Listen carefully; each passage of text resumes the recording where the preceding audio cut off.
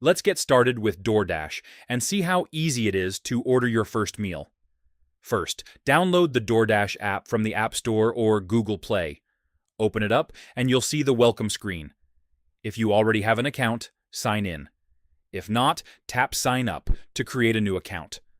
Enter your name, phone number, and email. Then, verify your number with the code DoorDash sends you. Next, add your delivery addresses. You can save your home, work, or any frequently used spots. You can even add special instructions like leave at the door or hand it to me. This makes future orders super easy because you can switch between addresses with just a tap. On the home page, you'll see restaurants, grocery stores, and even pet supplies, all based on your location. You can browse categories like pizza or burgers or search for exactly what you want. DoorDash also remembers your favorite places to make reordering faster. When you're ready to order, tap the restaurant or store you want. Choose delivery to have it brought to your door, or pickup if you want to collect it yourself.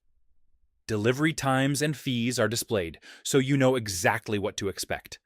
Add your items to the cart and customize them if needed, like toppings or drink flavors.